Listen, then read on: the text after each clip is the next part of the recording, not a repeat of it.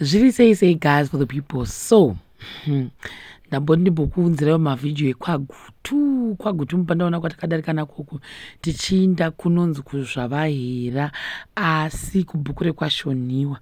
On this day takakwira hedu bhazi redu takanga takagarirwa paboka navatete nemurume wavo baba mukuru kuti vanga vachitiperekedza kwataenda kunoona pasaiti. So surprisingly bhazi rakanokonyera apo parodhiyo before kuya kwatinoti kuin and out, and I think this was my first time yekuona kuti kusaidi kune dzimba dzakanaka kudai. I didn't know kuti magutu mupanaona mune mavhongoma magumba mukumba chaiwo edzimba nechikoro chiri kumhiri kwandizo chinonzi chii uye location iyi handisivi zvakare kuti inonzi chii. That was my first time yekupinda nechirodhi ichi chepakati ichi.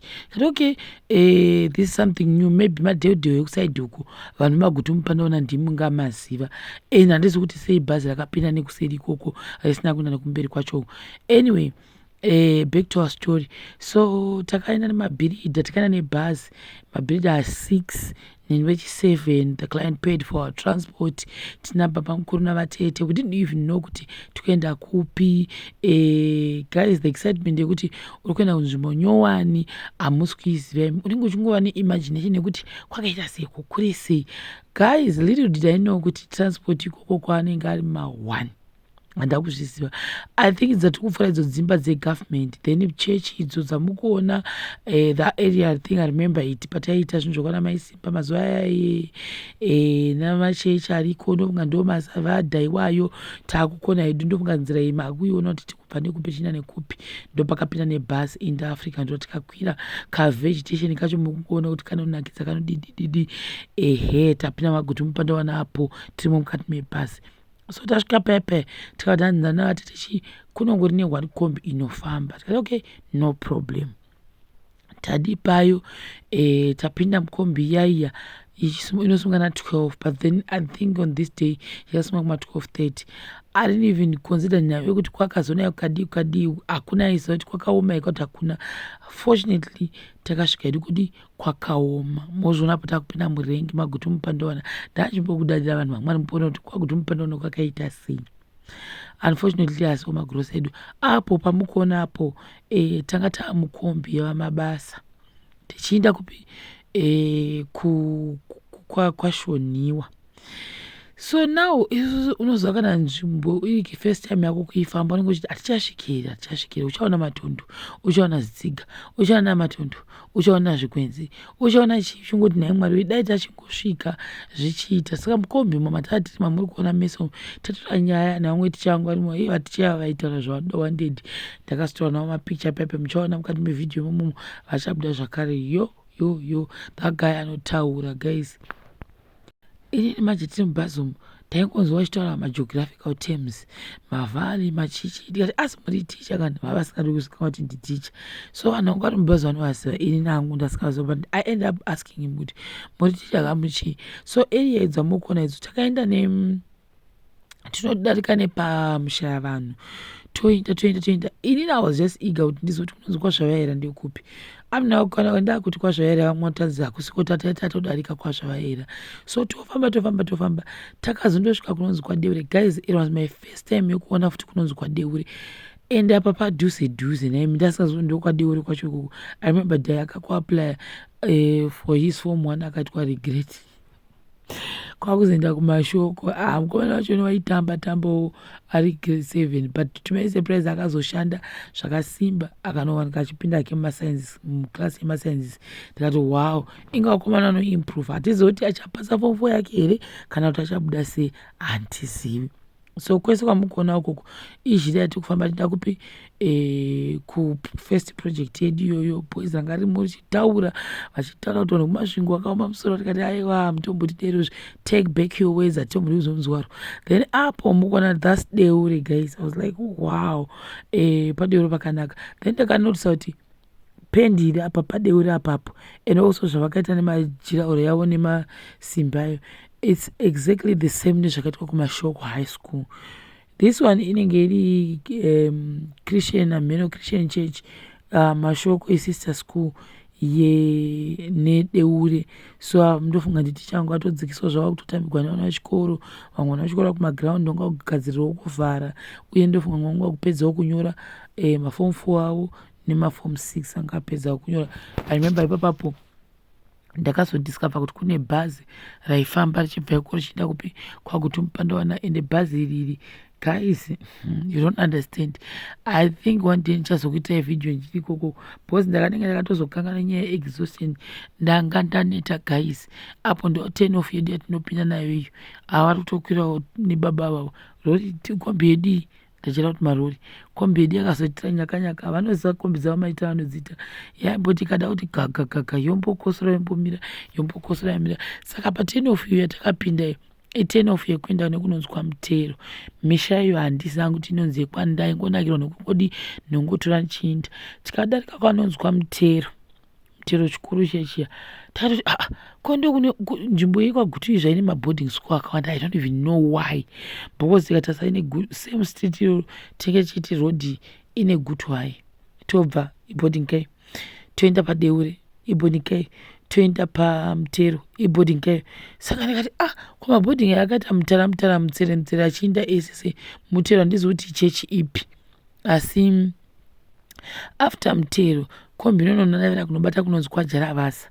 From Jaravasa first day nekuti ndasingazivi takazonopinda neimwe shortcut inoenda nekunyamandi, pamashops ePanyamandi.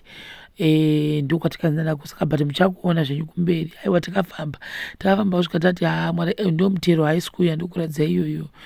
Nechikoro chacho nezvese opposite yachoni uko kune hospital futi kwaMutero kwachoni. Nyika yakakura vanhu vaJehovha nyika iyo. Ndichikutadza ichikwangwani ndakungomeka sure ndakuradza kuti ndakadarika nako kwaMutero. Musazovungwa ndikurera nhema kuti ndakadarika nako kwaMutero, ndakadarika nako. Unogara mubhazi kusvika wanyara vanhu vaMwari. Koendai kuzoziva kuti kune chipatara futi chinonzi chokwaMutero ichocho. Iyo itoti chinenge hospital iyo. Vanoziva ndimunoziva mekuti iklinika atoti hospital. Pese apa nepaMutero pese pamuri kuona apa. Vanhu vaMwari ndisingazivi kuti futi iChurch of Christ here Mutero iyoyo. Kudai zvongowa line yemaboarding acho achingoinda nokuti mapendi akada kutofanana futi. Ameno kudai dhachi hatizivi, asi takagogodzera tigofamba vanhu vaMwari ka. Apa pandanda kuti naye Mwari apa iswimming pool here kana kuti chii chaitwapo nechikora ameno papapo. Asi takarungenga. Uyu handisi kuti I remember with that guy ari kudongorera aidongorera vhiri because raifamba chiti go. Takamira tutatu muzhira apa yanga yakutomira chinzi ngatimbotasa zvadii because mazuva makastoma anenge akutya kuti maiwe tokona kuzobheuka. Uyu waoda kutobudapo uchinzi tara toni akati ngatiinde rakanaka. Iyo vanozivana nemavhiri avo kuti anenge akamira sei. Tobva tainda tobva tadarika mashops ayo. Ndikazoti ndo kwaJaravasa icho rikati chiJaravasa mashops asati anezoti ndepapi pacho exactly. Asi topfuura pane chimwe chikoro futi signpost iro gwizi watakadarika nayo nokunaya kuri kuti mvura kuda kwakatozodira futi iro chibhiriji chiri long chatodarika nacho ichocho. Zita ndorasani ndabata kuti ironzi chii exactly zita rachoni. Mazita guys hapana indiudzowo. Saka ndaingotora mavideos kuitira kuti ndidadire vanhu vaive kumusha uko vanobva uko. Nago kuda apa ndo panonzi paJaravasa patapfarika paya hamene nokuti panenge pachinzi chii. Asi ndoona sokuti apa ndo pakafitwa nokunzi Jaravasa. Notombomira zvakare kombi papa pamunoona apa vanhu ukokoko zvokwadi vanhu vekumasvingo kwanovaka zvokwadi makompetition oga. Semusi watakasvika iyoyo mabhohwa aya hatina kuvata achidhuruma rimwe riri kuzasi uko rinodhuruma ringoti kekekeke. Mangwana rekumhiri uko rinenge chiti kekekeke. Kusera mangwana rekusaidhi uko rinenge chiti kekeke. Hakuvatwi. Then ndaito adhima yangu kamusha ko kamukona uyo is a nice homestead wepink uyo waibuda zvakanaka. Ndikati wow, vanhu vari kuno kuvanovaka kwaGutu kudiyo tikaenda kuvanovaka guys handisi kuda kunyeba. Jealous down. Papekutanga manje ndasarambomesha makilometers mangani. Takafungwa nheme zvatichaita 7 hours tiri muDusty Road. Apa nyaya dzaingongengwa dzichingongengwa. Then patasvika area iyo nemachechi ari pamusoro peruware tikati obviously chechi yeroma dzinenge dziri pamusoro peruware. Andikatozoti aiwa ndonga machechi vakanzimika musachitira rusha endai kwenyu mega umo. area vicinity yatatave iyi ndionasa kuti ndo Nyamande yachoni, Nyamande vicinity area yatatasvika mozviona uko.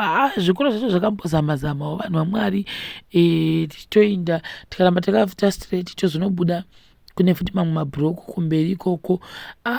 Panofambwa musi wekutanga ndakati naye Mwari wee, ini ndanyara nekugara mubhazi, hope dzazoda kuti undibata ipapo ko iyo zhara yekuti ngatichisvika timbolowa something chiriwo. Apa inini ndinoda kurespekta chikafu chamabhirida kuti aiwazve mangwana bhirida sazoti sister makadla chikafu chedu pepe ndopatakazoshota. Hamuzvona ndane zvimanudhurusi zvanani nazvo. Muona kwese kwatafamba nechikombiko takazokudzoka neshoka vanhu vaMwari, ndakabuda ziya. Iyo exercising yatakazotanga iyi, sorry maningi, iyi iNyamande iyi kunditi yakabata neprimary nesecondary, iyo kwaNyamande ndo vanozviziva, but naingo kutorawo mavhidhiyo kutora kuti vanhu vanyatsoona kuti aiwa ndandiriyo kunonzi kwaNyamande kwachoni ikokoko. Saka ndo zvamuri kuona izvi tata kunosiya ndonga mamedhem angamo mangabva kwagutombanaona kotenga zviwitsi zvavo zvinonakanaka. Hamozviona manje. Back to our story yekuti ndakazofamba tikadzoka kupi mashopu, ndakava ndachera chikomba kuti izvi handizviiti futi, nekuti takafamba tigofamba ndikati izvi zvikaizvi zvoda mabhiridha aya anenge aenda kunotsvaka mabasa aya achiti aiwaka inini handingotsvagi basa chete kunoku, nechida kubva ndatsvaka nezvimwe zvinhu zvokumagurusa uku zvinotsvakwa zvakawandisa vanhu vaMwari imozviona manje. Saka I think togumira ipapo mablog guys ndakapachiwa pano ndikati ruchiwo wakashata asi panhu pakavakwa kuda kutoturidzirana kuita seboarding. Vanhu vakavaka chikoro ichi kwete mbichana, chakavakwa apa vane masola, chikwangwani chisandipozitana ndokutokuradza chakanzi Nyamande. Aya mablog anogara maticha tikati zvakavakirwa dzimba dzakanaka naJehovha, hakuna unokumbira mumwe munyu, hakuna unorwa kuti aiwazve ini makandipapamba pakashata nekuda kwokuti dzimba dzavo dzakareba dzakaita mudhadhadha, uye dzoonekwa kuti aiwa mikova nemikova inopinda nepawe wega, mukova nemukova mumwe nemumwe kwake. Haikona kuti vanhu vanoitwa zvimarumu zvitokotoko mogwira pekugara, hanimozviona manje. So ndo zvamuri kuona izvi vanhu vaJehovha. Apo tatakudzikisa medhem vanga vakudzika tikati zvakanaka. Zvokwadi vanhu vakakomborerwa zvavo. Tararai block racho administration block apa alongside ichocho tengi, havadi zvinoanyangadza. Chikoro chakarongeka ichi, chakarongeka, hatizozivi zvinotikonekewasi, chakarongeka. Tobva ipapo takazofamba tikapinda nemumaraini tichingoinda area iyoyi. Patakazodzoka takanzwa pakudhuruma chocho kini vava vezvibhurani ava zhira dzakambopfumba vanhu vachiuya kuzodhiririsa mvura. Ndikatopati pamba apo futi apo pakanaka, uye panoitwa zvokurimwa, uye panoratidza kuti vanoona kuti izvo ndezvekuti mombe dzikomwa mvura dzikodididi paarea iyi. Tatakuda unonosvika kupiwe indakatanga ndakuvhunza kuti nhai matete hatichisvike here kumba kwacho, chinguri tabvirira kugara mukombe. Takutosvika unoziva kana munhu usingazivi kunzvimbo unochingooti nhema dzavanhu takutosvika nguva yabvira kare ichitaugwa ndini manje nechemumwoyo. Vanhu vaMwari kana uchida kunyuri area ka unohwasa kuti kure zingamboiti. To my surprise pandakazoenda my third time and fourth time ndakaona sekuti panhu padhuze singaiti, asi kachitanga kuinda unonyatsokunzwa kunyangadzwa, unongongoti ngatisvika tichiona chitanga. Isusu manje excitement yatinayo ndeyekuti toda kuti titosvika tototanga kutopega. Set that day taida kuti tikasvika topega. Following day rachoni vanhu kutanga kuita setting out, ndoita inspection yekuona kuti maroom akaiswa paplani ndiwo here abuda exactly paground, because munoziva zvinoitika kazhinji kachoni guys.